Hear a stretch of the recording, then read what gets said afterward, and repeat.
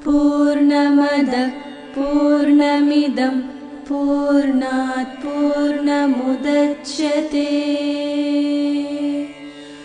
पूर्णस्य पूर्णमादाय पूर्णमेवावशिष्यते।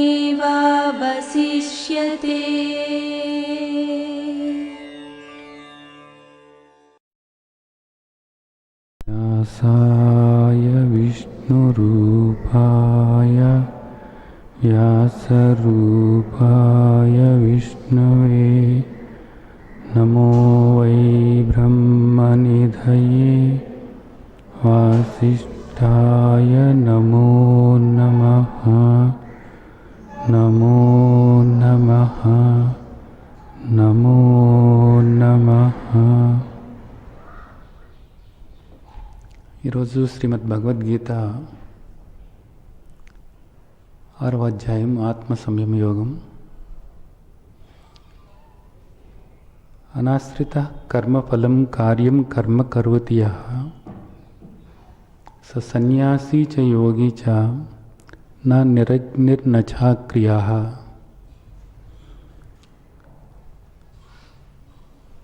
ఇక్కడ మనకు అనేక రకాలైనటువంటి అపోహలు ఉన్నాయి.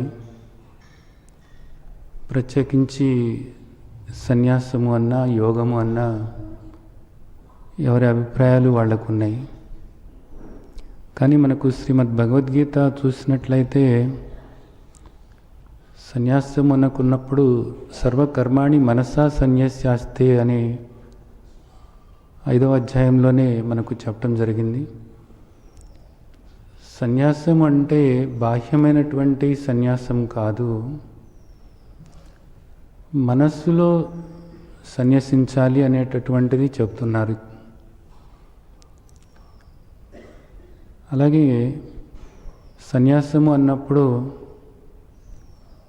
గృహస్థాశ్రమాన్ని వదిలిపెట్టేసి, అంటే భార్యాబిడ్డలను వదిలిపెట్టేసి, చేస్తున్నటువంటి పనులు వదిలిపెట్టేసి, కాషాయ బట్టలు ధరించే ఎక్కడో దూర తీరాలకు, ఏ హిమాలయాలకు లేకపోతే అరణ్యాలకు, ఆశ్రమాలకు వెళ్ళిపోవటము సన్యాసము అనేటటువంటి అభిప్రాయం ఉంది.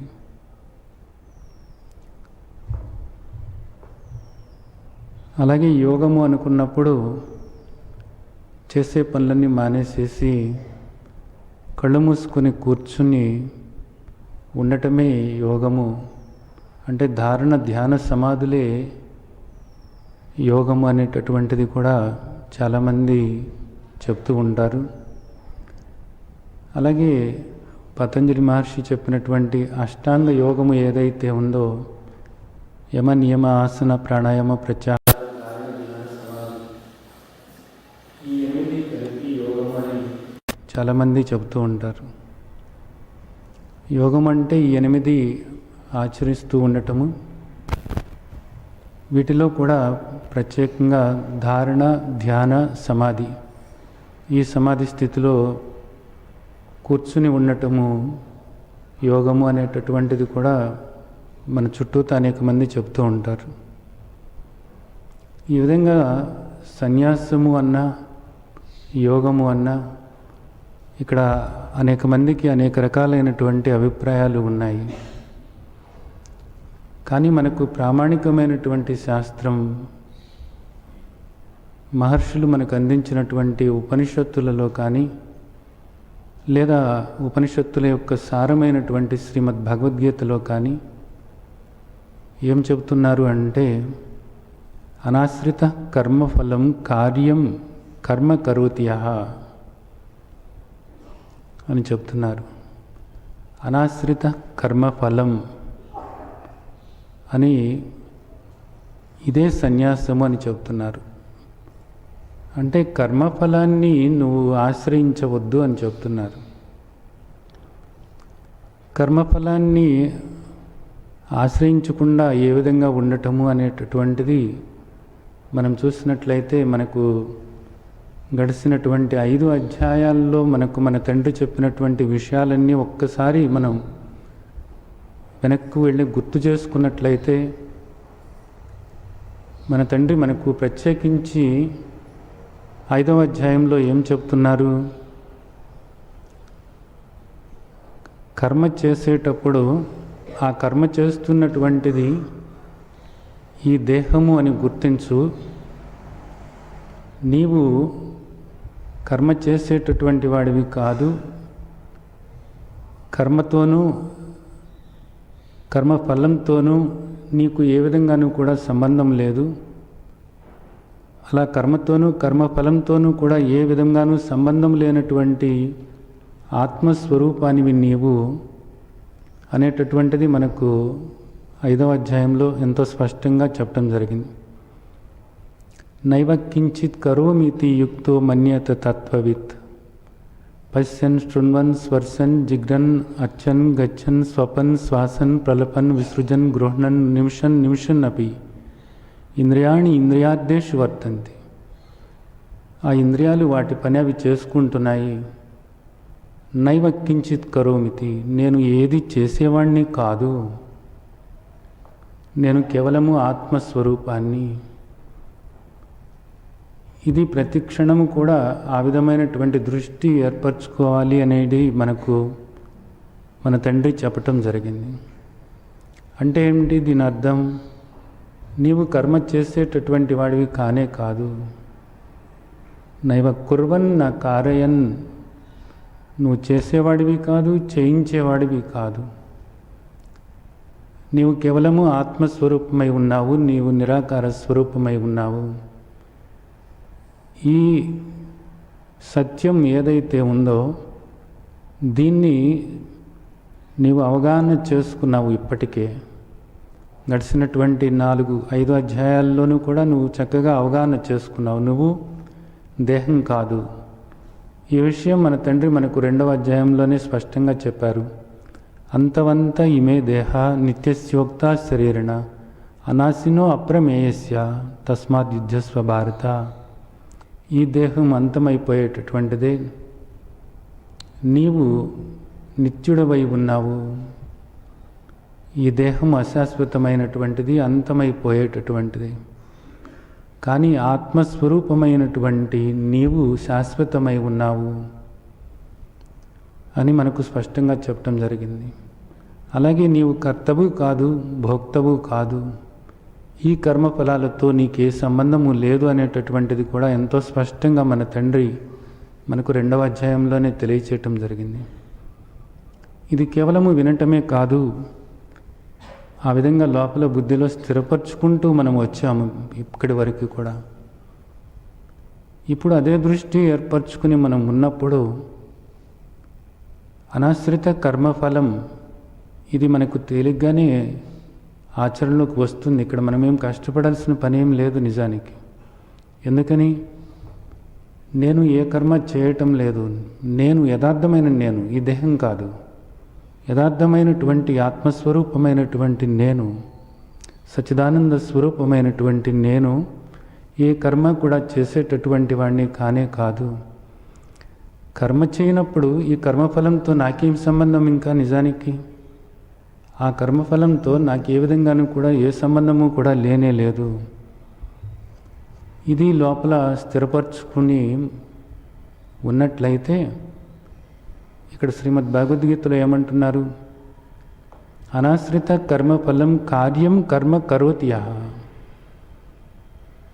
ఓ పక్కన కర్మ జరుగుతూ ఉంది. ఏ విధంగా జరుగుతుంది ఆ కర్మ? కర్మఫలంతో సంబంధం లేనటువంటి కర్మ జరుగుతుంది. కర్మఫలంతో నాకే సంబంధము కూడా లేనే లేదు. ఆ దేహం దాని కర్మ అది చేసుకుంటూ పోతూ ఉంది. ప్రారబ్ధవశాత్తు ఆ దేహం ముందుకు వచ్చినటువంటి కర్మలు ఏవైతే ఉన్నాయో ఆ కర్మలు ఆ దేహం చేసుకుంటూ పోతుంది. నేను ఏ కర్మ చేయనటువంటి కేవలము ఆత్మస్వరూపాన్ని అని ఈ దృష్టి ఏర్పరచుకుని ఎవరైతే ఉంటారో స సన్యాసి చ యోగి చ, అతనే నిజమైనటువంటి సన్యాసి, అతడే నిజమైనటువంటి యోగి. అంతేకాని చ నిరగ్నిర్నచాక్రియ, అంటే అగ్ని సంబంధమైనటువంటి కర్మలు, అలాగే నిత్య నైమిత్తిక కర్మలు ఇక్కడ ఏవైతే ఉన్నాయో ఇవన్నీ మానేసేసి నేను ఏ కర్మలు కూడా చేయను, నేను సన్యాసం తీసుకున్నాను కాబట్టి నాకు ఏ కర్మలతోనూ కూడా సంబంధం లేదు అని ఇటు బాహ్యమైనటువంటి కర్మలు, అటు ఆధ్యాత్మిక పరమైనటువంటి భక్తిపరమైనటువంటి కర్మలు, ఇలాంటి కర్మలన్నీ కూడా వదిలేసి, అలాగే భార్యాబిడ్డలను కూడా వదిలేసేసి నేను సన్యాసిని అని కాషాయ బట్టలు ధరించి ఉండటం ఏదైతే ఉందో అది కాదు సన్యాసము. నువ్వు పనిచేస్తూ ఉండాలి. నీ ముందున్నటువంటి కర్మ ఏదైతే ఉందో ఆ కర్మ చేస్తూ ఉండాలి అనేటటువంటిది మనకు గడిచిన అధ్యాయాల్లో కూడా మన తండ్రి స్పష్టంగా చెప్పారు. మయి సర్వాణి కర్మాణి సన్యస్య ఆధ్యాత్మ చేతస. నీ ముందున్నటువంటి కర్మలు ఏవైతే ఉన్నాయో, ప్రారబ్ధవశాత్తు నీ ముందుకు వచ్చినటువంటి కర్మలు ఏవైతే ఉన్నాయో ఆ కర్మలన్నీ కూడా నువ్వు చేస్తూ ఉండాలి. ఏ దృష్టితో చేస్తూ ఉండాలి? సన్యస్య ఆధ్యాత్మ చేతస. నేను ఆత్మస్వరూపాన్ని, ఈ దేహం ఆ కర్మలు చేస్తుంది అని మనస్సులో ఆ కర్మలను సన్యసించు. మనస్సులో ఆ కర్మల ఫలాలు ఏవైతే ఉన్నాయో ఆ కర్మ ఫలాలను నాకేమీ సంబంధం లేదు అనేటటువంటి దృష్టి ఏర్పరచుకుని కేవలము ఆత్మస్వరూపమైనటువంటి నిన్ను నీవు స్మరించుకుంటూ ఉండు అనేటటువంటిది మనకు గడిచిన అధ్యాయాల్లో స్పష్టంగా చెప్పడం జరిగింది. ఎవరైతే ఈ భావన చేసుకుంటూ ఉంటారో వాళ్ళు సన్యాసి అనబడుతున్నారు, యోగి అనబడుతున్నారు. గుర్తుంచుకోండి. ఇక్కడ లోకంలో పెద్ద అపోహ ఏంటంటే, అలా ఎవరైనా మనకు కనపడ్డప్పుడు వాళ్ళు చాలా గొప్పవాళ్ళు అనేటటువంటి భావన ఏర్పరచుకుని ఉంటున్నారు. ఇంకొకటి ఏంటంటే, వాళ్ళు యోగంలో కొన్ని గంటల పాటు అలాగే కళ్ళు మూసుకుని కూర్చుని యోగంలో ఎంతో గొప్ప స్థితికి చేరారు అని అనుకుంటూ ఉన్నారు. సరే, అలా అనుకుంటున్నారు, మంచిదే. అయితే ఆధ్యాత్మికంగా మనం ముందుకు వెళ్ళాలంటే, భగవంతునితో మనం ఏకమవ్వాలి అని అనుకుంటే అలా చేయాలి, అది మనకు సాధ్యం కాదు అనేటటువంటి అపోహ ఒకటి ప్రజల్లో గట్టిగా నాటుకుపోయి ఉంది. ఎందుకనంటే ఇక్కడ అందరూ కూడా గృహస్థాశ్రమంలో ఉన్నటువంటి వాళ్ళే. వీటన్నిటినీ వదిలేసేసి వెళ్ళటం అనేటటువంటిది నిజానికి ధర్మమా అధర్మమా అనేటటువంటి ఒక సంశయం వెన్నాడుతూనే ఉంటుంది. రుణానుబంధ రూపేణ ఈ సంబంధాలన్నీ కూడా ఏర్పడి ఉన్నాయి. ఇక్కడ ఈ కర్మలన్నీ కూడా చేయాల్సి వస్తూ ఉంది. పైపచ్చు నీ దేహాన్ని పోషించుకోవటానికైనా నువ్వు ఎక్కడికి వెళ్ళినప్పటికీ కూడా నువ్వు కర్మ చేయక తప్పదు. నువ్వు ఏ అరణ్యాల్లో కూర్చున్నప్పటికీ కూడా దేహాన్ని పోషించుకోవటానికైనా కానీ ఏదో పాటి కొద్ది కర్మ చేయక తప్పదు. ఈ పరిస్థితుల్లో మరి సన్యాసం అనేటటువంటిది సాధ్యం కాదు మనకు. కాబట్టి ఆధ్యాత్మికంగా భగవంతుడిని తెలుసుకోవటం అనేటటువంటిది, భగవంతుడితో ఏకమవటం అనేటటువంటి విషయం గురించి తెలుసుకోవటం అనేటటువంటిది, అలాగే ఆత్మబోధ గురించి తెలుసుకోవటం అనేటటువంటిది, ఆత్మదర్శనం చేసుకోవటం అనేటటువంటిది మనకు సాధ్యం కాదు, ఎవరికో మహాత్ములకు మాత్రమే అనేటటువంటి భావన ఈరోజు ప్రజలందరిలోనూ కూడా ఉంది. ఇది కానీ అది సరికాదు అనేది మనకి ఇక్కడ శ్రీమద్ భగవద్గీతలో స్పష్టంగా చెబుతున్నారు. శ్రీమద్ భగవద్గీతలో చెప్తున్నారు అంటే కేవలము భగవద్గీతలోనే చెప్తున్నారా అని మీకు ఒక సంశయం రావచ్చు. భగవద్గీతలో మాత్రమే కాదు చెబుతున్నది. ఈరోజు మనకు వేదాంతం అంటే వేదాలకు అంతమైనటువంటి వేదాంతం ఏదైతే ఉందో ఆ వేదాంత జ్ఞానాన్ని ఉపనిషత్తులు అంటున్నారు. అలాంటి మహత్తరమైనటువంటి వేదాంత గ్రంథాలు ఉపనిషత్తులు 108 ఉపనిషత్తులు ఈ రోజున మనకు అందరికీ కూడా అందుబాటులో ఉన్నాయి. ఆ 108 ఉపనిషత్తుల్లోనూ మీరు ఏ ఉపనిషత్తు తీసుకుని చూసినప్పటికీ కూడా ఇదిగో ఇలాగే చెప్తున్నారు. ఇది సన్యాసము అంటే ఏది సన్యాసం అంటే అనాశ్రిత కర్మఫలం. ఇదే మనకు భగవద్గీతలో అనేక సార్లు చెప్తూ ఉన్నారన్నమాట. కర్మజం బుద్ధియుక్తాహి ఫలం త్యక్త్వా మనీషిణ జన్మబంధ వినిర్ముక్త పదం గచ్చంత అనామయం. ఆ పరమపదం నువ్వు పొందాలి అనుకున్నప్పుడు కర్మఫలాన్ని నీవు త్యజించాలి అనేటటువంటిది చెప్తున్నారు.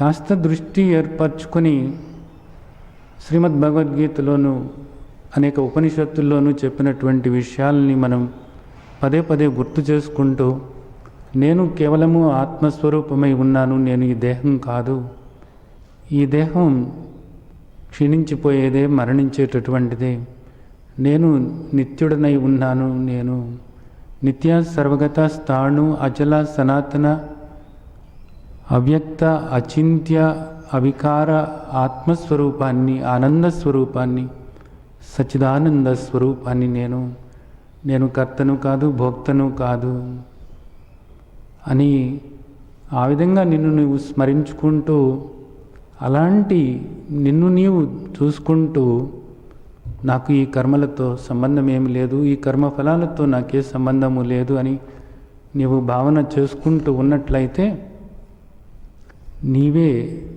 యథార్థమైనటువంటి సన్యాసివి అవుతావు. సన్యాసి అనేటటువంటిది నిజానికి ఎంతో మహత్తరమైనటువంటి గొప్ప స్థితి అది. కానీ ఈరోజు ఈ పదం అంటే కూడా చాలా చులకన భావన ఏర్పడింది ప్రజల్లో. ఎందుకు ఏర్పడింది అంటే, యథార్థంగా సన్యాసం అంటే ఏమిటో తెలవకపోవటం వల్ల, అలాగే సన్యాసి వేషం వేసుకుని అనేక మంది అనేక రకాలైనటువంటి వికృతమైనటువంటి చర్యలకు పాల్పడుతూ ఉండటం వల్ల సన్యాసి అనేటటువంటి పదం కూడా ఈరోజు ఎంతో చులకనగా భావన చేసే పరిస్థితి ఏర్పడింది మన చుట్టూత. అలాగే యోగం అనేటప్పటికీ కూడా రకరకాలైనటువంటి యోగాలు, హఠయోగం కానీ, అలాగే రాజయోగం అని, ఇలా ఎన్నో రకాలైనటువంటి యోగాలు మన చుట్టూతూ వినపడుతూ ఉండటం వల్ల వీటిల్లో మనం అసలు ఏది ఆచరించాలి అనేది తెలియనటువంటి ఒక అయోమయ పరిస్థితి కూడా ఏర్పడి ఉంది. కానీ మన తండ్రి మనకు అందించినటువంటి శ్రీమద్ భగవద్గీతలో స్పష్టంగా చెప్తున్నారు, అనాశ్రిత కర్మఫలం కార్యం కర్మ కరోతి యః స సన్యాసి చ యోగి చ. అలా ఉన్నవాడే సన్యాసి అనబడుతున్నాడు, వాడే యోగి అనబడుతున్నాడు అనేటటువంటిది స్పష్టంగా మనకు ఇక్కడ చెప్పడం జరిగింది. అలాగే మనం చూసినట్లయితే 2వ శ్లోకంలో కూడా యం సన్యాసమితి ప్రాహు యోగం తం విద్ధి పాండవ నా యసన్యస్తసంకల్పో యోగి భవతి కచ్చన. యం సన్యాసమితి ప్రాహు యోగం తం విద్ధి పాండవ. ఏది సన్యాసము అనబడుతుందో అదే యోగము అనబడుతుంది అనేటటువంటిది చెబుతున్నారు. ఇది చాలా గొప్ప విషయం. వీటి గురించి కొంత అవగాహన ఏర్పరచుకున్నాం. ఏది సన్యాసము అనబడుతుంది అదే యోగము అనబడుతుంది. అంటే సన్యాసానికి యోగానికి తేడా లేనే లేదు. ఈ విషయాలన్నీ కూడా స్పష్టంగా అర్థం చేసుకుని ఇంకెప్పుడు కూడా ఆ దృష్టి ఏర్పరచుకొని ఉండాలి. వీటిని మర్చిపోకూడదు, ఎప్పుడు కూడా మర్చిపోకూడదు. ఏది సన్యాసం అనబడుతుందో అదే యోగము అనబడుతుంది. అంటే ఈ రెండిటికి కూడా తేడా లేనే లేదు. ఎందుకు ఇంత స్పష్టంగా ఇక్కడ చెప్తున్నారు ఈ మాట అంటే, సన్యాసం అన్నప్పుడు ఇక్కడ ఏ అర్థం తీసుకోవాలి అంటే జ్ఞానము అనేటటువంటి అర్థం తీసుకోవాలి. యోగము అన్నప్పుడు ఇక్కడ ఏ అర్థం తీసుకోవాలి? కర్మయోగం అనేటటువంటి అర్థం తీసుకోవాలి. చాలామందికి ఏంటంటే కర్మయోగం అనేటటువంటిది తక్కువ స్థాయికి చెందినటువంటిది అనేది, జ్ఞానం అనేటటువంటిది ఎక్కువ స్థాయికి సంబంధించింది అనే దృష్టి ఉంది.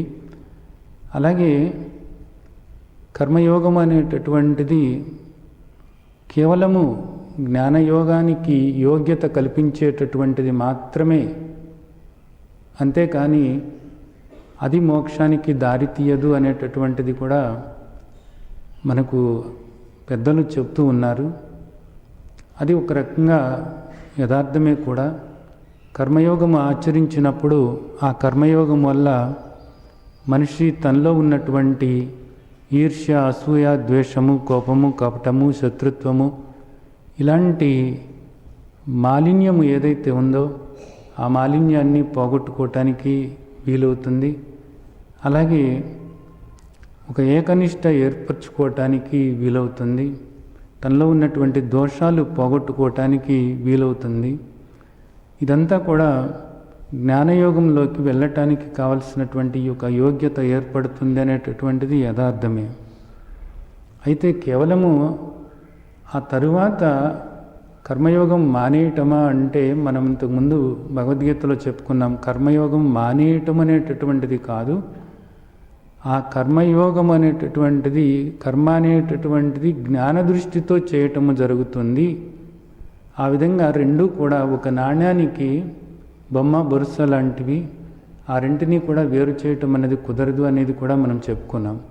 ఎందుకనంటే ఎంతటి జ్ఞాని అయినప్పటికీ కూడా తన దేహ పోషణ కోసమైనా సరే కర్మలు చేయాల్సి ఉంటుంది. శ్రీమద్ భగవద్గీతలో కూడా స్పష్టంగా చెప్పబడింది. ఏమని? నహి కచ్చిత్ క్షణమపి జాతిష్ఠత్యాకర్మకృత్. ఒక్క క్షణమైనా సరే కర్మ చేయకుండా ఉండటానికి సాధ్యం కానే కాదు అనేది స్పష్టంగా భగవద్గీతలోనే చెప్పారు. కాబట్టి కర్మ జరుగుతూనే ఉంటుంది. అయితే ఏ దృష్టితో జరుగుతుంది కర్మ అంటే జ్ఞాన దృష్టితో జరుగుతూ ఉంటుంది అన్నమాట. దానివల్ల ఇక్కడ ఏమన్నారంటే ఏది సన్యాసమో అదే కర్మ, అదే యోగము అని చెప్పారనమాట. అంటే దీన్ని ఎట్లా మనం అర్థం చేసుకోవాలి? కర్మయోగం అన్నప్పుడు ఏమిటి ముఖ్యమైనటువంటిది? కర్మ ఫలాల పట్ల ఆసక్తి లేకుండా కర్మ చేయటమే కర్మయోగము అనేటటువంటిది మనకు భగవద్గీతలో చెప్తూ వస్తున్నారు. 2వ అధ్యాయం దగ్గర నుంచి చెప్తూ ఉన్నారన్నమాట. కర్మణ్యేవాధికారస్తే మా ఫలేషు కదాచన మా కర్మఫల హేతుర్భు మాతే సంగోస్త్వకర్మణి.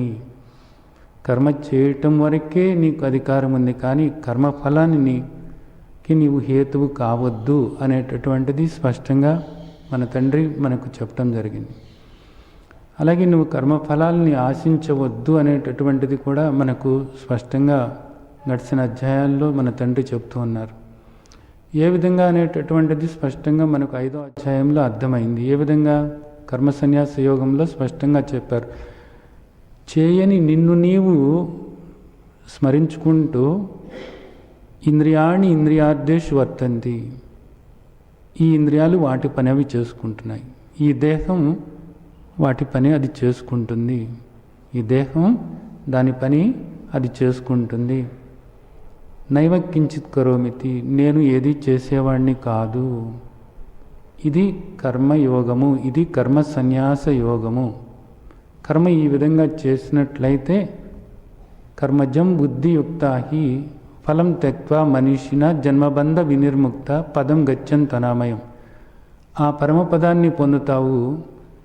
ఆ తండ్రితో నువ్వు ఏకంగా ఉన్నావనేది నువ్వు తెలుసుకుంటావు అనేటటువంటిది మనకు చెప్తూ వస్తున్నారు. అంటే ఏంటి? కర్మ యోగం అనేటటువంటిది సరైనటువంటి రీతిలో ఆచరించాలి అంటే తాను ఈ దేహం కాదు, తాను ఆత్మస్వరూపం అనేటటువంటిది తెలుసుకుని తీరాలి. అలా కాకుండా కర్మయోగం ఆచరిస్తున్నప్పుడు ఏమవుతుందంటే, ఈ కర్మ నేను చేశాను, ఇదంతా కూడా ఆయనకు సమర్పిస్తున్నాను అనేటటువంటి భావన ఏర్పరచుకుని చేయమంటారు. అంటే కృష్ణార్పణం, రామార్పణం అని చెప్పేసి నువ్వు ఏ కర్మ చేసినప్పటికీ కూడా కర్మ ఫలాన్ని భగవంతుడికి అప్పజెప్పాలి అని చెప్తూ ఉంటారు, మన పెద్దవాళ్ళు చెప్తూ ఉంటారు. అయితే ఆ విధంగా కర్మఫలాన్ని మీరు భగవంతుడికి అర్పించినప్పుడు కూడా ఆ ఫలం అన్నది మీరు పొందే ఫలం కన్నా కూడా ఇంకా ఎక్కువే పొందటం అనేది జరుగుతుంది. ఇది భక్తి భావన వల్ల. కాబట్టి కర్మఫలం అనేటటువంటి దాని నుంచి మీరు పూర్తిగా బయటపడటానికి సాధ్యం కాదు అనేటటువంటిది కూడా శాస్త్రాలు చెప్తూ ఉన్నాయి ఇక్కడ. కాబట్టి కర్మఫలం నుంచి నువ్వు పూర్తిగా అసలు బయటపడాలి అనుకున్నప్పుడు, ఆగామి సంచిత కర్మల నుంచి నువ్వు పూర్తిగా బయటపడాలి అని అనుకున్నప్పుడు కేవలము నిన్ను నీవు తెలుసుకొని, అంటే నేను దేహం కాదు నేను ఆత్మను అని తెలుసుకొని ఈ కర్మ చేసేటటువంటి దానికి నేను వేరుగా ఉన్నాను అనుకుని ఆ విధంగా నిన్ను నీవు స్మరించుకుంటూ ఉండటం అన్నది ఒకటే మార్గం అన్నది మనకు గడిచిన అధ్యాయాల్లో మనకు అవగతమవుతూ వస్తుంది. అంటే ఏమిటి? సరైనటువంటి కర్మయోగము లేదా కర్మ సన్యాస యోగము మనం ఆచరించటం అంటే ముందు మనల్ని మనం ఆత్మస్వరూపులుగా తెలుసుకుని అది బుద్ధిలో నిశ్చయం చేసుకుని ఆ దృష్టితో ఉండాలి. అంటే ఏమైంది? కర్మయోగి జ్ఞానంతో కూడే ఉన్నాడు అన్నది మనకు అర్థమవుతుంది. అలాగే సన్యాసం అంటే ఏంటి? సన్యాసం అంటే వదిలిపెట్టటము. సంన్యాసము, రెండు పదాలు ఉన్నాయి ఇక్కడ కూడా. సమ్ అంటే బాగా, న్యాసం అంటే ఉంచటము. ఇక్కడ కూడా బాగా ఉంచటం అంటే దేని మీద ఉంచటము? మనస్సును నిరంతరము కూడా ఆత్మభావనతో ఉండేలాగా చూసుకోవాలి. అంటే నేను ఈ దేహం కాదు, నేను ఆత్మస్వరూపాన్ని. అలాగే సన్యాసము అన్నప్పుడు బాగా వదలటము అనేటటువంటి అర్థం కూడా ఉంది. ఏది వదలాలి? నేను దేహము అనేటటువంటి భావన ఏదైతే ఉందో ఆ భావన పూర్తిగా వదిలిపెట్టాలి. సన్యాసం అంటే ఇక్కడ జ్ఞానం అనేటటువంటి అర్థం తీసుకోవాలి.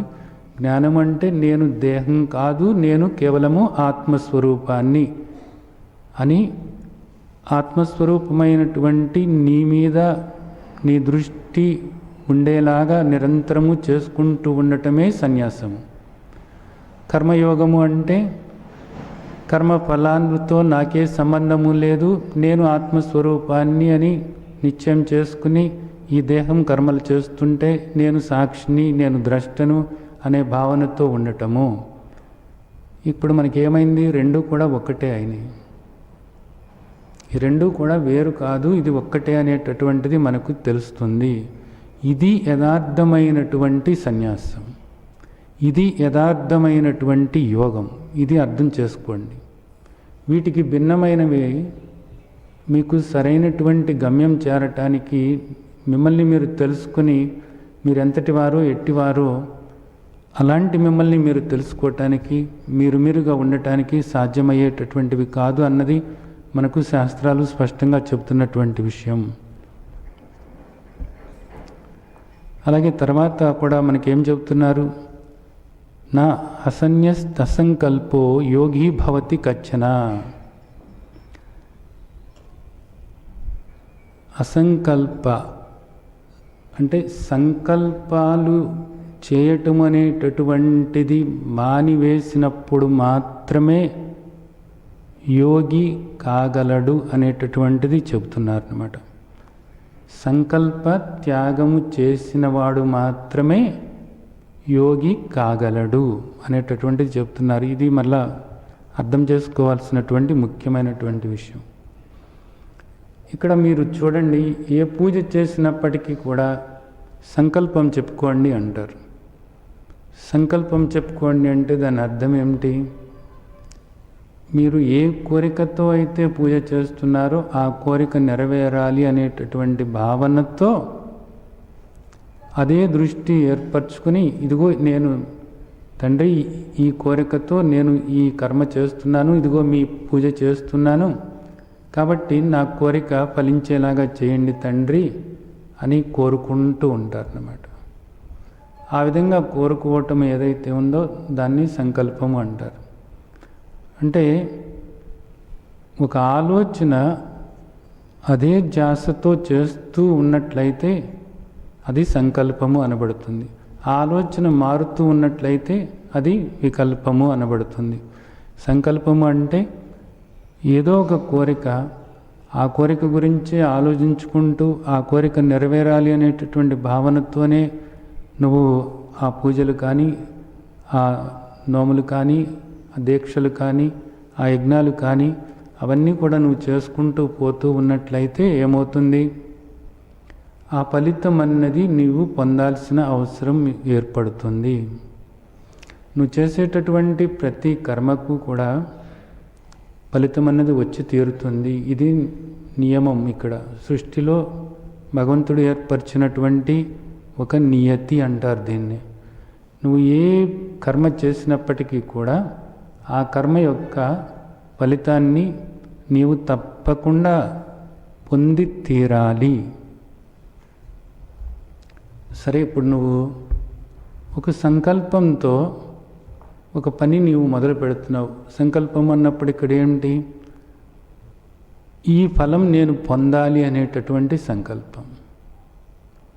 భవిష్యత్తుకు సంబంధమైనటువంటి అనేక కోరికలు ఉంటాయి మనిషికి. ఆ కోరికలు నెరవేర్చుకోవటం కోసం అదే సంకల్పం చేస్తూ ఉంటారన్నమాట. వాటితో నీవు కర్మలు చేస్తూ ఉంటావు. ఈ కర్మలు చేసినప్పుడు ఏమవుతుందంటే, నీ సంకల్పం ఎంత బలంగా ఉంటే, అలాగే నీవు చేసేటటువంటి ఆరాధనలు ఎంత భక్తి శ్రద్ధలతో ఉంటే అంతగా నీవు ఆ ఫలాన్ని పొందటానికి అవకాశం ఉంటుంది. దానికి తగ్గట్లుగా నీవు కృషి కూడా చేయాలి. కృషి చేయకుండా కుదరదు. అది తర్వాత శ్లోకంలో మనకు చెబుతున్నారు. కాబట్టి నువ్వు కృషి చేస్తూ ఆ విధమైనటువంటి సంకల్పం చేసి దైవాన్ని ఆ విధంగా ఆరాధిస్తున్నప్పుడు ఆ ఫలం అన్నది నువ్వు పొందటానికి అవకాశం ఉంటుంది.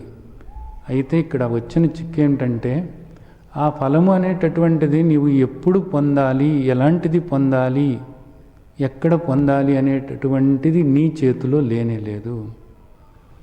దానివల్ల ఏమవుతుందంటే, ఈ జన్మలో నీకు ఆ ఫలాన్ని పొందటానికి నీకు అర్హత లేనప్పుడు ఆ ఫలం పొందటం కోసం నువ్వు మళ్ళా జన్మలు తీసుకోవాల్సి వస్తుంది. ఇది అర్థం చేసుకోవాల్సినటువంటి విషయం. అంటే నీగ్గా నీవే మళ్ళా జన్మలు కావాలి అని నువ్వు కోరుకుంటున్నావు అన్నమాట. ప్రారబ్ధవశాత్తు ఇక్కడ నిజానికి నీకు ఏది రావాలో అది వస్తూనే ఉంది. అలాగే ప్రయత్నం అన్నది నువ్వు చేస్తున్నప్పుడు ఆ ప్రయత్నానికి ఫలం అన్నది వస్తూ ఉంటుంది. కానీ భవిష్యత్తుకు సంబంధంగా నీవు ఇలాంటి సంకల్పాలలో కూరుకుపోయి ఈ సంకల్పాలు అలాగే చేసుకుంటూ పోతూ ఉన్నట్లయితే ఈ ఫలాలు అనుభవించటానికి నీవు మళ్ళా జన్మలు తీసుకోవాల్సి ఉంటుంది.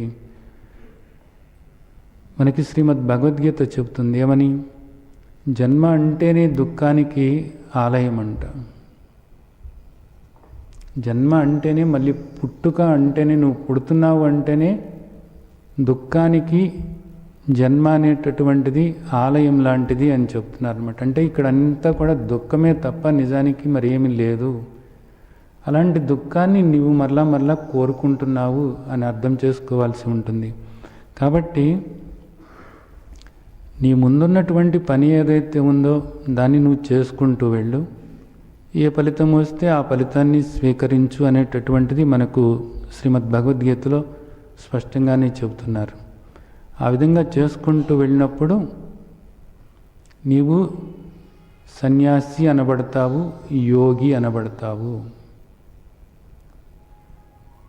నీవు నిజంగా నేను యోగిని కాదలుచుకున్నాను అని నీవు అన్నట్లయితే ఇదిగో ఈ చిన్న విషయాల్ని నువ్వు ఆచరణలోకి తీసుకుని తీరాలంతే.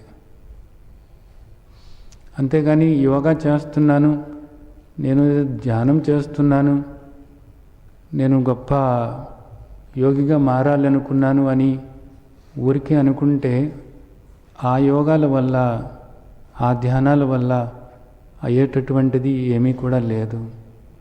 ఇది యథార్థమైనటువంటి యోగం. ఇది యథార్థమైనటువంటి సన్యాసం. ఇది యథార్థమైనటువంటి జ్ఞానం. ఇది అర్థం చేసుకోవాల్సినటువంటి విషయం. సరే, తర్వాత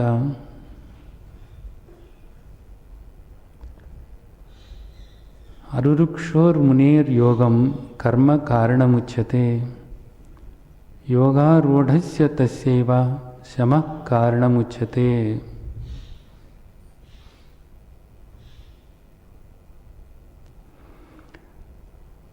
అరురుక్షోర్మునేర్యోగం కర్మ కారణముచ్యతే, యోగారూఢస్య తస్యైవ శమః కారణముచ్యతే. రెండు పదాలు ఇక్కడ మనకు మన తండ్రి చెబుతున్నారు. అరురుక్షు యోగారూఢుడు. అరురుక్షుడు అంటే ఎవరు? అరురుక్షు అంటే ఎవరు అంటే ఒక శిఖరానికి చేరటానికి ప్రయత్నం చేసేటటువంటి వాడు ఎవరైతే ఉన్నారో వాడిని అరురుక్షు అంటారు. ఆరూఢుడు అంటే ఆ శిఖరాన్ని అధిరోహించి ఆ పైన కూర్చున్నటువంటి వాడు ఎవరైతే ఉన్నారో వాడిని ఆరూఢుడు అంటారు.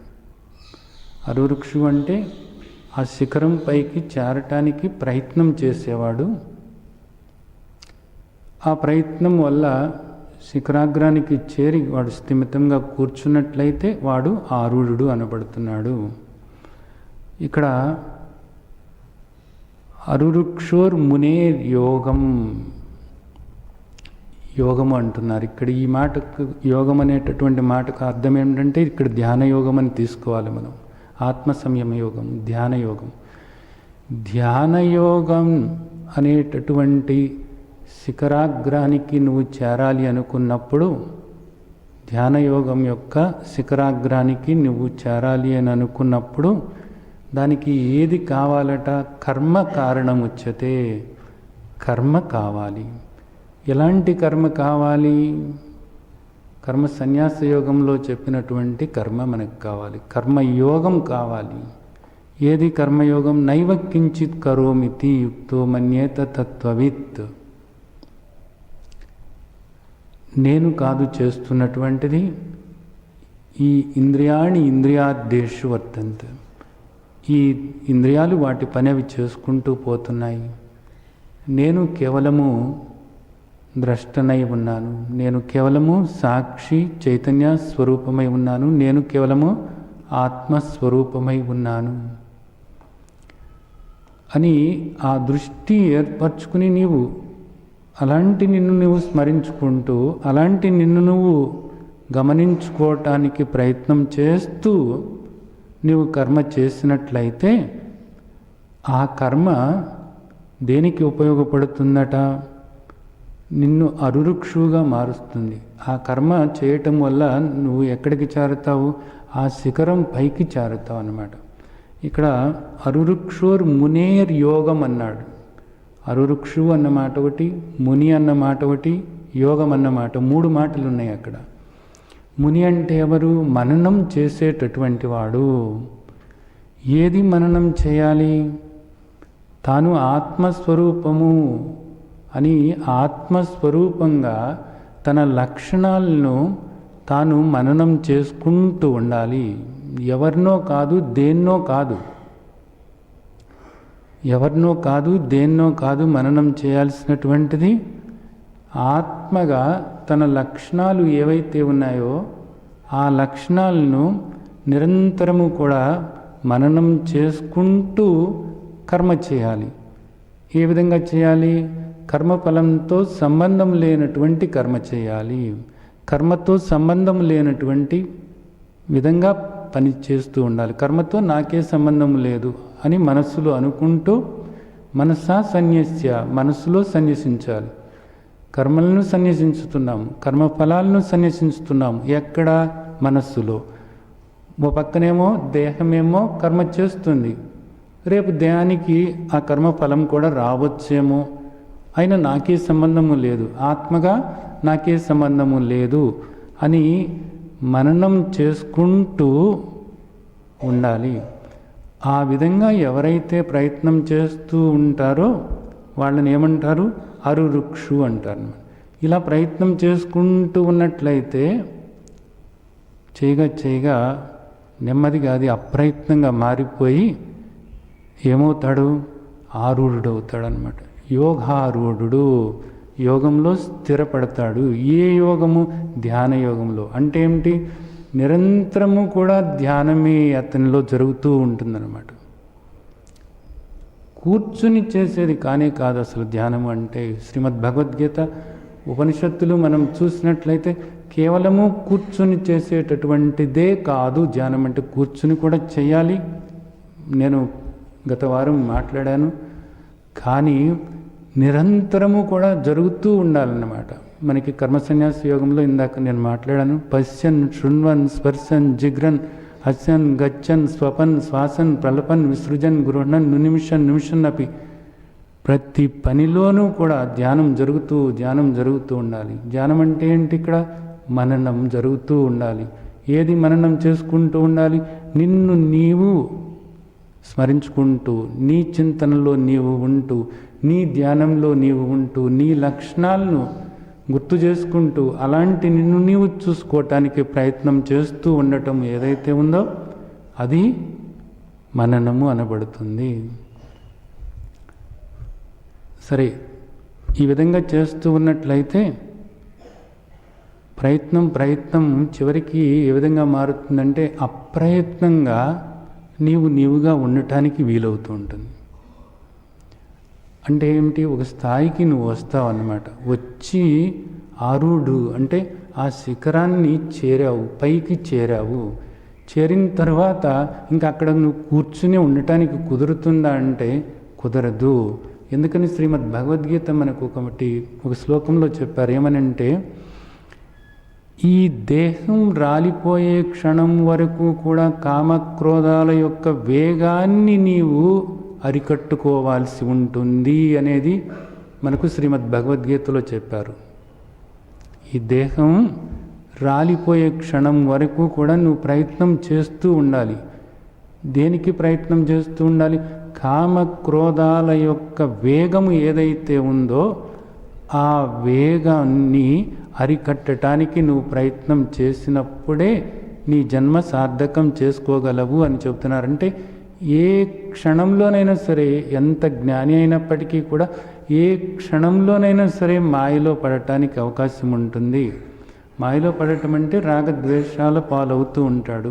అంతా కూడా పరమాత్మ స్వరూపమే అనేటటువంటి దృష్టి లేనప్పుడు, ఈ ద్వంద్వాలన్నీ కూడా ఇక్కడ గోచరిస్తూ ఉన్నప్పుడు, ఈ ద్వంద్వాల్లో కూరుకుపోయినప్పుడు, ఈ ద్వంద్వాల పట్ల రాగద్వేషాలు ఏర్పరచుకుని, ఆ రాగద్వేషాలతో కామక్రోధాలు ఏర్పరచుకుని, కామక్రోధాలతో కర్మలు చేస్తూ ఉండి, ఆ కర్మ ఫలాలు అనుభవించడానికి మళ్ళా జన్మలు తీసుకుంటూ ఈ జనన మరణ చక్రంలో పడి నలుగుతున్నారు అనేటటువంటిది మనకు శాస్త్రం చెబుతూనే ఉన్నటువంటి విషయం. కాబట్టి దీన్ని అర్థం చేసుకుని మనం ఈ కామక్రోధాల యొక్క బారిన పడకుండా ఉండాలి. ఎక్కడ వస్తున్నాయి ఈ రాగద్వేషాలు? రాగద్వేషాల వల్ల కామక్రోధాలు, ఈ వేగము అనేటటువంటిది ఏ విధంగా వస్తుందంటే, ధ్యాయితో విషయాన్ పుంసా సంగస్తే శాపజాయితే సంఘా సంజాయితే కామ కామ క్రోధోభిజాయితే 2వ అధ్యాయంలోనే మనకు చెప్పారన్నమాట. మళ్ళీ ఇక్కడ ఈ విషయాలను మనం ధ్యానిస్తూ ఉన్నప్పుడు వీటి పట్ల రాగద్వేషాలు ఏర్పడి కామక్రోధాలు ఏర్పడుతున్నాయి. ఇవన్నీ కూడా ఈ ధ్యానం అనేటటువంటిది ఎక్కడ జరుగుతుంది? మనస్సులో జరుగుతుంది. వీటి పట్ల ఈ రాగద్వేషాలు అనేటటువంటివి ఎక్కడ కలుగుతున్నాయి? మనకు మనస్సులో కలుగుతున్నాయి. ఆపై కామక్రోధాలు అనేటటువంటివి ఎక్కడ కలుగుతున్నాయి? మనస్సులో కలుగుతున్నాయి అన్నమాట. ఇప్పుడు ఇక్కడ మనం ఏమంటున్నారు? యోగారూఢస్య తస్యైవ శమ కారణముచ్యతే. శమ అంటే అంతరేంద్రియ నిగ్రహము. శమ అంటే అంతరింద్రియాన్ని, అంటే మనస్సును నిగ్రహించుకోవాలి. అలా నిగ్రహించుకోకుండా మనం ఈ విధంగా వీటి పట్ల రాగద్వేషాలు ఏర్పరచుకుంటూ ఉన్నప్పుడు ఏమవుతుందంటే మళ్ళా పతనం అవ్వటం అన్నది జరుగుతుంది. మళ్ళా పతనం అవ్వటం అనేది జరుగుతుంది. కాబట్టి మనస్సు ఎప్పుడూ కూడా నీకు ప్రశాంతంగా ప్రసన్నంగా ఉండేలాగా నువ్వు చేసుకోవాలి. ఎప్పుడు మనస్సులో ఆ ప్రశాంతత లేదా ప్రసన్నత, శాంతి అనేటటువంటిది ఎప్పుడు ఉంటుంది అంటే, రాగద్వేషాలు లేనటువంటి మనస్సు ఎప్పుడు కూడా శాంతంగానే ఉంటుంది. రాగద్వేషాలు లేనప్పుడు కామక్రోధాలు లేదు, ఆ వేగం అనేటటువంటిది లేనే లేదు. అలాంటి స్థితిని ఏమన్నారు అంటే బ్రాహ్మీ స్థితి అన్నారు. ఆ బ్రాహ్మీ స్థితి నిన్ను బ్రహ్మ నిర్వాణంలోకి తీసుకువెళుతుంది అనేటటువంటిది మనకు 2వ అధ్యాయంలో చివరి శ్లోకంలో మన తండ్రి చెప్పారు. కాబట్టి ఎప్పుడూ కూడా నిన్ను నీవు స్మరించుకుంటూ నైవక్కించిత్ కరోమితి అనుకుంటూ కర్మలు చేయనటువంటి నిన్ను నీవు స్మరించుకుంటూ ఉండి నేను బాగానే ఉన్నాను అనేటటువంటి భావన ఏర్పరచుకుని నీవు ఆ విధంగా ఉంటున్నప్పుడు జాగ్రత్తగా ఉండాలి. ఇక్కడ ఏ జాగ్రత్తతో ఉండాలి? ఏ క్షణంలోనైనా సరే నీవు మాయలో పడవచ్చు, ఇది గుర్తుంచుకుని ఉండాలి. మాయలో పడకుండా ఉండాలన్నప్పుడు మన మనస్సును గమనించుకుంటూ ఉండాలన్నమాట. మళ్ళీ రాగద్వేషాల జోలికి పోతుందా, ఇది విషయ చింతన జోలికి పోతుందా, నీ చింతనలో నువ్వు ఉంటున్నావా, విషయ చింతనలో ఉంటున్నావా అనేది చూసుకోవాలి. నీ చింతనలో నువ్వు ఉన్నంత వరకు నీకు బెంగ పడాల్సిన అవసరం లేదు. విషయ చింతనలోకి నువ్వు ఆ మనస్సు వెళ్ళినట్లయితే రాగద్వేషాల పాలవుతుంది. తర్వాత కామక్రోధాలు అనేటటువంటివి ఏర్పడి ఆ వేగం అనేటటువంటిది నిన్ను పతనానికి తీసుకువెళుతుంది. కాబట్టి ఇక్కడ మనకేం చెబుతున్నారు? యోగారూఢస్య తస్యైవ శమ కారణముచ్యతే. నీవు ఇంకక్కడ స్థిరంగా కూర్చోవాలి అంటే దానికి కారణం ఏంటంటే శమ, అంటే మనస్సు నిగ్రహించుకుంటూ ఉండాలి, విషయాల్ని ధ్యానించకుండా ఉండాలి. విషయాల్ని ధ్యానించకుండా ఉండాలి అంటే ఏ విధంగా కుదురుతుంది? ఇక్కడ మన చుట్టూతో అనేక విషయాలు ఉన్నాయి. మరి ఈ విషయాల్ని ధ్యానించకుండా అనేటప్పుడు మనకి ఏ విధంగా కుదురుతుంది అంటే మనం ఆలోచించాల్సినటువంటి ముఖ్యమైనటువంటి విషయం ఏంటంటే ధ్యాయతో విషయాన్ పుంస అంటున్నారని. అంటే అదే విషయాన్ని నువ్వు పదే పదే ఆలోచిస్తున్నావు అనుకో, అప్పుడు నువ్వు దానిలో కూరుకుపోతున్నావు అన్నమాట. అదే యావలో ఉంటారు వాళ్ళు అంటారు చూడండి, అదే రందిలో ఉంటారు వాళ్ళు అంటారు. యావ రంది అనే మాటలు తెలుగు మాటలే. అంటే ఏంటి? ఎప్పుడూ అదే విషయం గురించి ఆలోచిస్తూ ఉంటారు అనమాట. ఒక వస్తువు ఏదో కావాలి అనేటటువంటి ఆలోచన వచ్చిందనుకోండి, వచ్చినప్పుడు ఏమవుతుంది? దాని గురించి మీరు ఆలోచిస్తూ ఉంటారు, సిలవలు పలవలుగా ఆలోచిస్తూ ఉంటారు అన్నమాట. ఆ వస్తువు పొందాలి అనుకున్నప్పుడు అది ఎలా పొందాలి, దానికి ఎక్కడ ప్రయత్నం చేయాలి, ఎవరి ద్వారా ప్రయత్నం చేయాలి, ఈ ఆలోచనలతో నిరంతరము కూడా సతమతమవుతూ ఉంటారనమాట. అంటే దాంతో ఏమైంది? మీకు సంగమం ఏర్పడింది, దాని పట్ల రాగం ఏర్పడిందనమాట. దాంతోపాటు ఆ విషయం పొందటానికి ఎవరైనా అడ్డుపడుతుంటే వాళ్ళ పట్ల మీకు ద్వేషం ఏర్పడుతుంది. రాగము ద్వేషము రెండూ కూడా ఉంటాయి అన్నమాట. దాంతోపాటు భయం అనేది కూడా ఉంటుంది. ఇది నేను పొందగలనో లేదో అనేటటువంటి భయం ఉంటుందన్నమాట. ఇలా చేయటం వల్ల ఏమైంది? మీరెంతో కష్టపడి అరురుక్షువుగా ఆ శిఖరాన్ని చేరటానికి ఎంతో కష్టపడి మననం చేసుకుంటూ మీ స్వరూపాన్ని గుర్తు చేసుకుంటూ మీరు ప్రయత్నం చేసి ఒక స్థాయికి చేరినప్పటికీ కూడా మరలా మీరు కిందకి పడిపోవటం జరుగుతుంది. ఇది ఇక్కడ ఈ శ్లోకంలో మనం అర్థం చేసుకోవాల్సినటువంటి ముఖ్యమైనటువంటి విషయం అన్నమాట. కాబట్టి ఆ స్థాయికి చేరటం అన్నది కొంచెం కష్టపడి మీ స్వరూపాన్ని మీరు మననం చేసుకుంటూ ఉంటే ఆ స్థాయికి మీరు చేరతారు, తేలిగ్గానే చేరతారు. కానీ అక్కడ నిలబడటం అనేటటువంటిది ఆరూఢుడు, అక్కడ నిలబడటం అనేటటువంటిది కష్టం. నిలబడటానికి ఎప్పుడు కూడా జాగ్రత్తగా గమనించుకుంటూ ఉండాలి. మనస్సు రాగద్వేషాల పాలు కాకుండా, కామక్రోధాల బారిన పడకుండా ఉండేలాగా చేసుకోవాలి. ముందు ఉన్నటువంటి వాటిని ఉదాసీనంగా చేసుకుంటూ వెళ్ళాలి. దేని పట్ల కూడా ఒక ఒక రంది ఇక అదే ద్వారంలో అదే ఆలోచించుకుంటూ ఉండటము, ఇలాంటివి జరగకుండా ఉండాలి. ఏది చేయాలో అది చేయాలి, ఏది రావాలో అది వస్తుంది, దాన్ని స్వీకరించాలి. ఈ విధంగా మనల్ని మనం మార్చుకున్నట్లయితే నిరంతరము కూడా ఆ స్థితిలో అలా ఉండటానికి సాధ్యమవుతుంది. ఇది సాధ్యమయ్యేటటువంటి విషయమే తప్పకుండాను.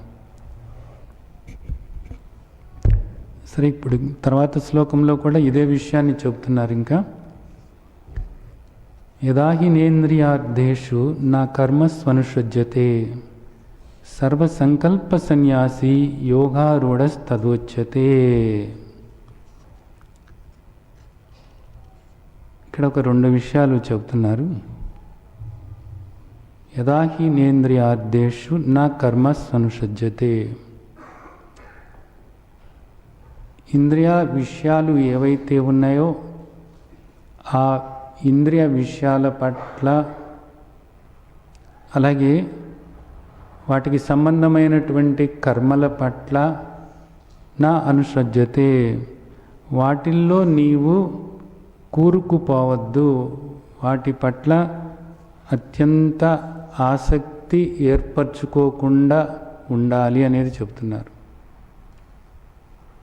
ఇంద్రియ విషయాలు ఏవి? ఇంద్రియ విషయాలు శబ్ద, స్పర్శ, రూప, రస, గంధాలు.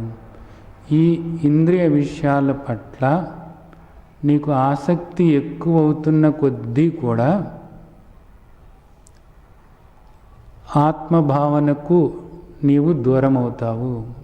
ఆత్మభావనకు నీవు దూరం అవుతావు. రాగద్వేషాల పాలవుతూ ఉంటావు.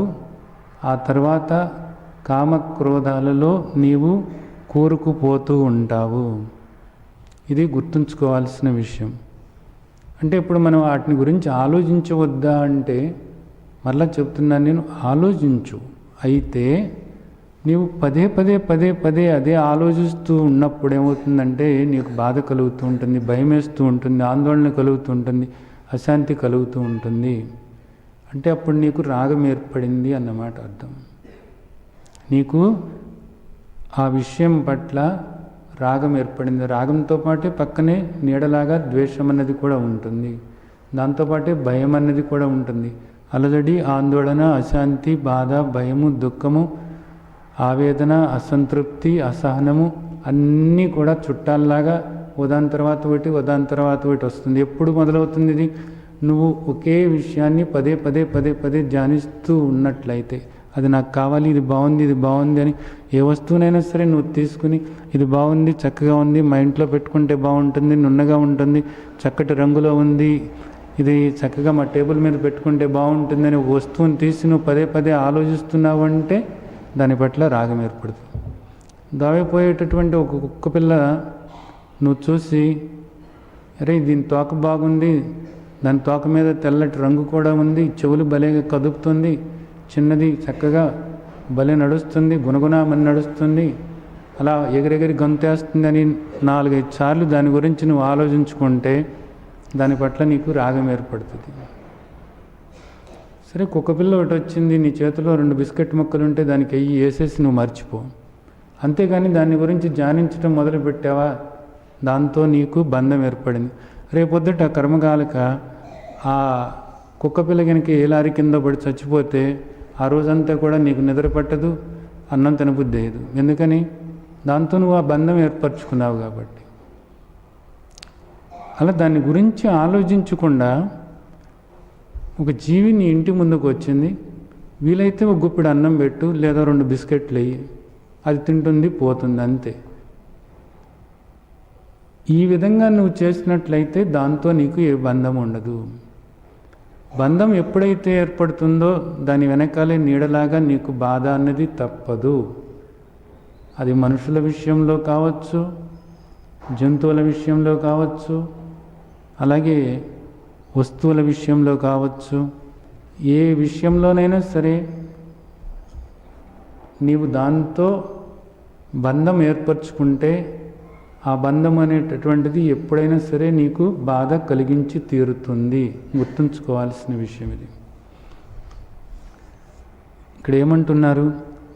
ఇంద్రియ విషయాల పట్ల, ఆ ఇంద్రియ విషయాల కోసం నీవు చేసేటటువంటి కర్మల పట్ల నీవు ఏ విధంగా ఉండాలంటారు?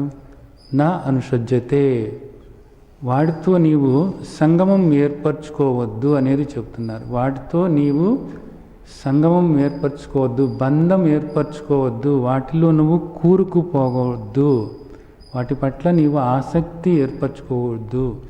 మరి పనులు చేయాలి కదా, చెయ్యి, ఉదాసీనంగా చెయ్యి. కుక్క పిల్లకి ఏ విధంగా ఒక గుప్పిడి అన్నం వేసావో, 2 బిస్కెట్లు వేసావో, ఉదాసీనంగా అన్నమాట, అంతే. ఒక జీవి మన ఇంటి ముందుకు వచ్చింది, దానికి కాస్త అన్నం పెట్టామంతే. అలాగే ఇక్కడ నువ్వు ఎవరితో వ్యవహరించిన, ఏ వస్తువుతో నీవు ప్రవర్తిస్తున్నప్పటికీ కూడా, ఏ వస్తువుతో నీకు సంబంధం ఉన్నప్పటికీ కూడా వాటన్నిటి పట్ల కూడా ఒక ఉదాసీన భావనతో నువ్వు ప్రవర్తిస్తూ ఉన్నట్లయితే ఇక్కడ ఏది కూడా నిన్నెప్పుడూ కూడా దుఃఖపరచదు. గుర్తుంచుకో. నువ్వు బాధపడాల్సినటువంటి అవసరం నీకు ఎప్పుడూ కూడా కలగదు. దీన్ని గుర్తుంచుకోవాలి. అన్నీ చేయమంటున్నారు ఇక్కడ, ఏది వదలమంటం లేదు.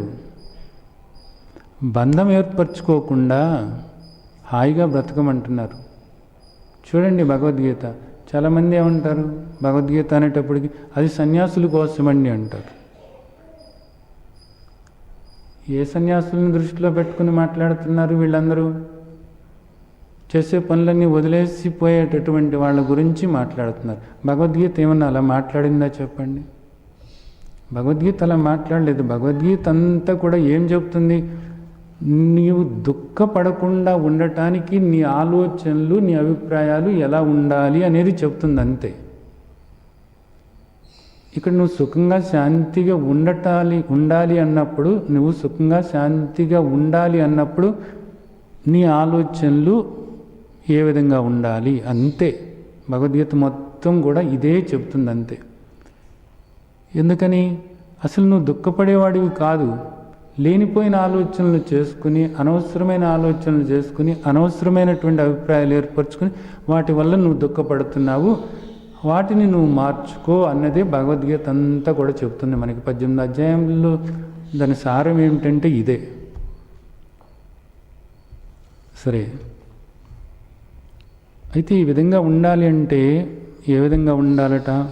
సర్వ సంకల్ప సన్యాసి యోగారూఢస్తదోచ్యతే. సర్వ సంకల్ప సన్యాసి వాడు మాత్రమే యోగారూఢుడు అనబడుతున్నాడు. ఇందాక మనకేం చెప్పారు? యోగారూఢుడు అంటే ముందు ప్రయత్నం చేయమన్నారు. కర్మ చేసుకుంటూ, ఏది మననం చేసుకుంటూ, నీ స్వరూపాన్ని మననం చేసుకుంటూ, కర్మలు చేసుకుంటూ, ఆ కర్మఫలాలతో నాకు సంబంధం లేదనుకుంటూ నువ్వు ప్రయత్నం చేస్తే ఒక స్థాయికి నువ్వు చేరతావు. చేరిన తర్వాత కామక్రోధాల యొక్క వేగం లేకుండా నీవు అక్కడ స్థిరపడి ఉండాలి. ఆ బ్రాహ్మీ స్థితి ఎప్పుడు కూడా ఉండేలాగా నువ్వు చేసుకోవాలి. మనస్సు శాంతంగా ఉండేలాగా నువ్వు చేసుకోవాలి. సమస్థితిలో ఉండేలాగా చేసుకోవాలి. మనస్సు సమస్థితిలో, ఏది వచ్చినా ఏది పోయినా సుఖ దుఃఖే సమే కృత్వా లాభాలాభౌ జయాజయౌ తతో యుద్ధాయ యుజ్యస్వ నైవం పాపం అవాప్స్యసి. మనకి 2వ అధ్యాయంలోనే మన తండ్రి చెప్పారు. ఎప్పుడైనా సరే, ఏదొచ్చినా సరే, లాభ నష్టాలు కానీ, జయాపజయాలు కానీ, మానవమానాలు కానీ ఏవి వచ్చినప్పటికీ కూడా మనసు చలించకుండా సమస్థితిలో ఉండేలాగా చేసుకోవాలి అనేది మనకు చెప్పారు కిందట శ్లోకంలో. ఇప్పుడు ఇక్కడ ఆ విధంగా ఉండాలంటే ఇక్కడ ఏమంటున్నారు? సర్వసంకల్ప సన్యాసి. సర్వసంకల్పాలని కూడా వదిలిపెట్టాలట. ఇది నిజానికి సాధ్యమవుతుందా, సాధ్యం కాదా ఆలోచించండి. సంకల్పము అన్నప్పుడు నేనేం చెప్పాను అంటే పదే పదే అదే విషయాన్ని ఆలోచిస్తూ ఉండటం, అదే యావలో ఉండటం, అదే రందిలో ఉండటం. అలా చేయవద్దు. అలా చేస్తే మీకు దుఃఖం తప్పదు. అలా కాకుండా ఒక వస్తువుని ఇది కావాలి, బాగానే ఉంది, మన ఇంట్లో పెట్టుకుందాం, కొనుక్కోవాలనుకున్నాము. సరే, ఆ వ్యక్తిని అడిగాము, ఈ వస్తువు నాకు అమ్మగలరా మీరు అని. లేదండి, ఈ వస్తువు వేరే వాళ్ళు కొనుక్కున్నారు, ఇప్పుడే వచ్చి కొనుక్కుని వెళ్ళిపోయారు అని ఆ వ్యక్తి చెప్పగానే సరే పర్వాలేదు అని మీ మనస్సు వెంటనే శాంతించినట్లయితే మీరు సమస్థితిలో ఉన్నట్లు. అట్లా ఏదైనా సరే మీరు అనుకున్నది జరగనప్పుడు అప్పుడు మీ మనస్సు ఏ విధంగా ఉందో చూసుకోండి. మీ మనస్సులో కోపం కానీ, ద్వేషం కానీ, అసహనం కానీ, అసంతృప్తి కానీ, బాధ కానీ, భయం కానీ, వీటిలో ఏవి ఉన్నప్పటికీ కూడా మీ మనస్సు సమస్థితిలో లేదు. ఇది గుర్తుంచుకోవాల్సిన విషయం. మీ మనసు సమస్థితిలో లేదు. మీ మనసు సమస్థితిలో లేదు అంటే స్వస్థత లేదు, మానసిక అస్వస్థతతో మీరు ఉన్నారు. ఇది గుర్తుంచుకోవాలి. దానివల్ల శారీరక రుగ్మతలు కూడా వస్తాయి అనేటటువంటిది ఇప్పుడు మనకు శాస్త్రవేత్తలు చక్కగా చెబుతున్నారు. కాబట్టి ఎప్పటికప్పుడే మీ మనస్సు ఏ విధంగా ఉంది అనేది మీరు చూసుకోవాలి. నేను ఇంతకుముందు మీకు ఒకటి చెప్పాను. భావోద్వేగాలు అంటే ఇవే. భావోద్వేగాలు అంటే ఏవి? ఈర్ష్య కానీ, అసూయ కానీ, ద్వేషం కానీ, కోపం కానీ, అలాగే అసహనము, అసంతృప్తి, ఆక్రోశము, ఇవన్నీ కూడా భావోద్వేగాలు. వీటితోనే ఇక్కడ మనిషి సతమతం అవుతూ ఉన్నాడు. మీరు శ్రీమద్ భగవద్గీతలో చెప్పినటువంటి ఈ విషయాలని మీరు ఆచరణలోకి తీసుకుంటూ ఉన్నప్పుడు మీరు గమనించుకుంటూ ఉండండి. ఏ విధంగా గమనించుకోవాలి? ఏది గమనించుకోవాలి? ఇదివరకు నాకు వారానికి ఇన్నిసార్లు కోపం వచ్చేది, ఇప్పుడు ఎన్నిసార్లు కోపం వస్తుంది? శ్రీమద్ భగవద్గీతలో మన తండ్రి చెప్పినట్లుగా నడుస్తున్నప్పుడు నాకు ఇప్పుడు ఎన్నిసార్లు కోపం వస్తుంది, ఎన్నిసార్లు నేను అసహనంగా ఉంటున్నాను, ఎన్నిసార్లు నాకు అసంతృప్తి కలుగుతుంది, ఎన్నిసార్లు నాకు ఈర్ష్య కలుగుతుంది, అసూయ కలుగుతుంది, ఎన్నిసార్లు నాకు బాధ కలుగుతుంది, ఎన్నిసార్లు నాకు భయం వేస్తుంది. ఓ పుస్తకం పెట్టుకుని రాసుకోండి. అంతకుముందు ఈ భావోద్వేగాలన్నీ వారానికి నాకు ఎన్నిసార్లు వచ్చాయి, ఇప్పుడు వారానికి ఎన్నిసార్లు వస్తున్నాయి. అలాగే ఈ భావోద్వేగాలన్నీ కూడా ఇదివరకు వచ్చినప్పుడు నాకు కోపం కానీ, లేదా అసహనం కానీ, లేదా అసంతృప్తి కానీ ఇలాంటివి వచ్చినప్పుడు అవి కేవలము మనస్సులోనే ఉండేవా, మాటల ద్వారా వ్యక్తపరిచేవాడినా? మాటల ద్వారా వ్యక్తపరుస్తూ చేతల్లో కూడా తీసుకువెళ్ళి ఇంట్లో వస్తువుల్ని వాటిని వీటిని పగలగొట్టడమో లేకపోతే ఎవరినైనా కొట్టడమో చేతల్లో కూడా తీసుకువెళ్ళేవాడినా? అంటే మనస్సులో ఉండేవా, మాటల ద్వారా వ్యక్తమయ్యేవా, అలాగే ఇంకా చేతల ద్వారా కూడా వ్యక్తమయ్యాయా? భగవద్గీతలో మన తండ్రి మనకు చెప్పినటువంటి విషయాలను ఆచరణలోకి తీసుకుంటూ ఆ దృష్టి ఏర్పరచుకున్నప్పుడు ఇప్పుడు వాటి తీవ్రత ఏ విధంగా ఉంటుంది? ఎప్పుడైనా సరే కోపం అనేది మనస్సులో వచ్చి అక్కడ ఆగిపోతుందా, లేకపోతే మాటల్లోకి కూడా వస్తుందా, చేతల్లోకి కూడా వస్తుందా? అలాగే అసహనం కానీ, అసంతృప్తి కానీ, బాధ కానీ, భయం కానీ ఇలాంటివన్నీ కూడా ఏ స్థాయిలో ఉన్నాయి? ఇప్పుడు అంతకుముందు ఏ స్థాయిలో ఉండేవి, ఇప్పుడు ఏ స్థాయిలో ఉంటున్నాయి? ఇది రెండవ విషయం. మూడో విషయం ఏంటంటే, ఇదివరకు కోపం వచ్చినప్పుడు ఆ కోపం అనేటటువంటిది ఎంత సమయం ఉండేది, ఎన్ని రోజులు ఉండేది? ఇప్పుడు కోపం అనేటటువంటిది ఇప్పుడు వస్తున్నప్పుడు ఇది ఎంత సమయం ఉంటుంది, ఎంత సమయంలో మళ్ళీ తిప్పుకొని సరేలే అయిందేదో అయిపోయింది అని చెప్పేసి సర్దుకోగలుగుతున్నాను అనేది మీరు చూసుకున్నట్లయితే మీకు అర్థమవుతుంది. భగవద్గీత ప్రకారంగా నడుస్తూ ఉన్నప్పుడు ఆ సమస్థితి అనేటటువంటిది మీకు నెమ్మదిగా అభివృద్ధి చెందుతూ ఉంది అనేటటువంటిది మీకు తప్పకుండా ప్రతి ఒక్కరికి అనుభవమై తీరుతుంది. అది దానిలో ఏ సందేహము లేదు.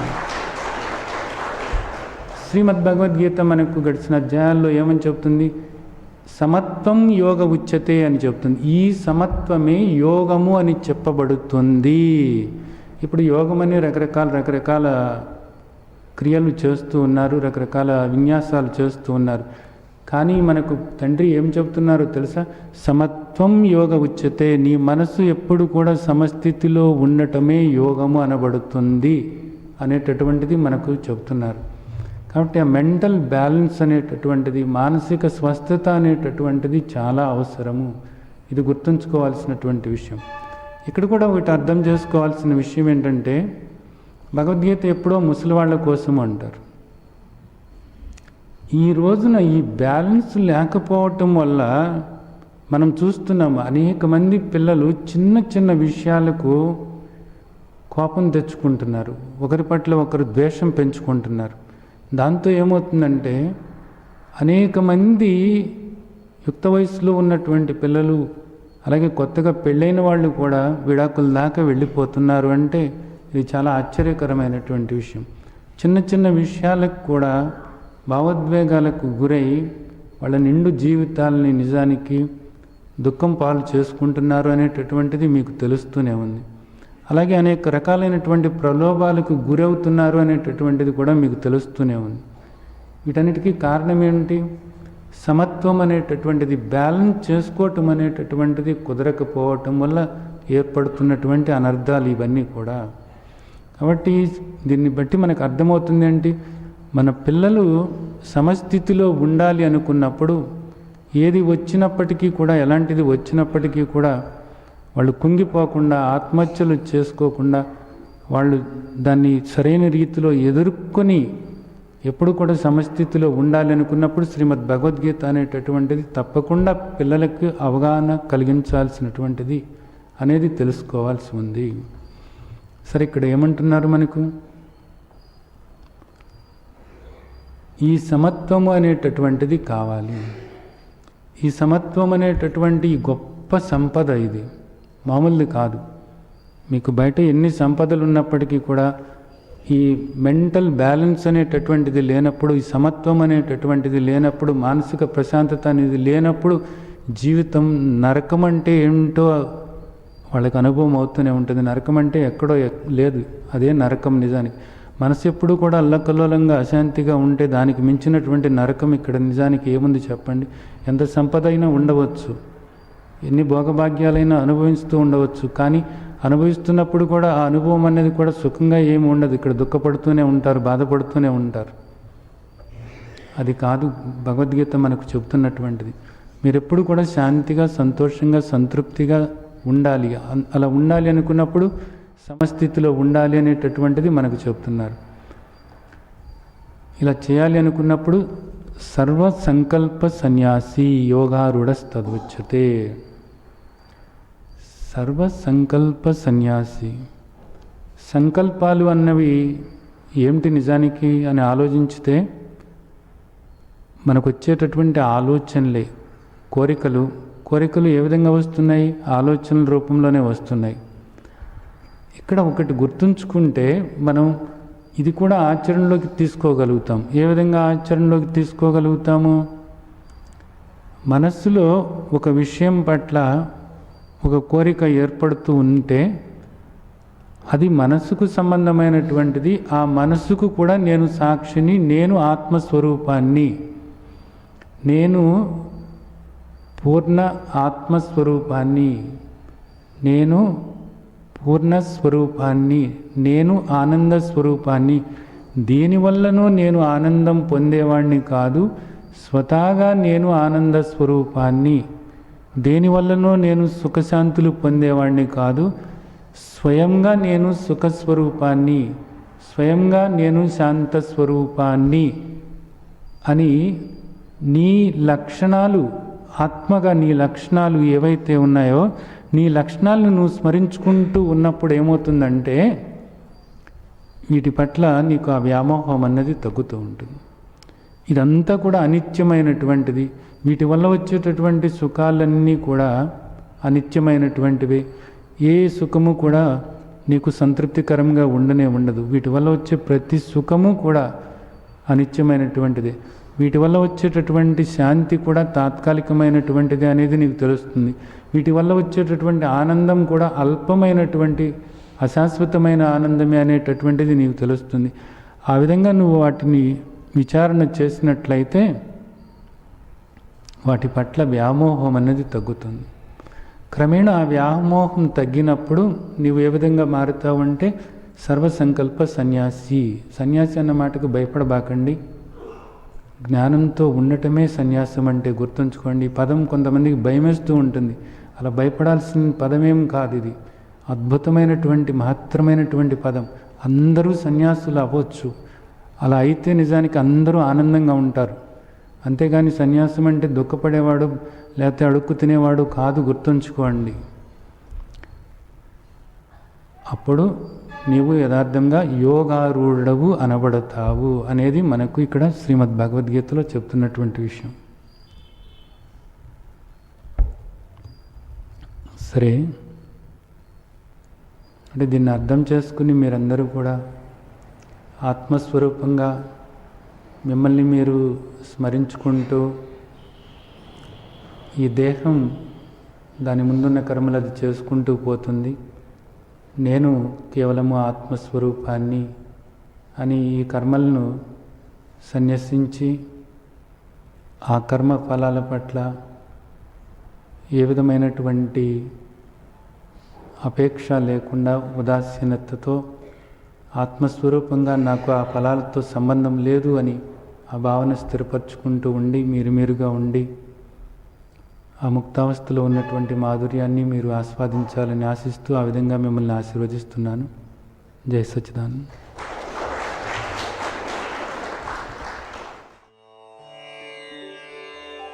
లోకా సమస్తా సుఖినో భవంతు.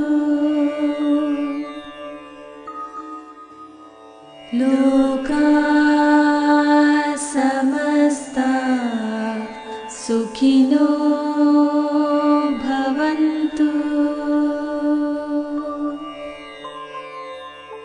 లోకా సమస్తా సుఖినో భవంతు.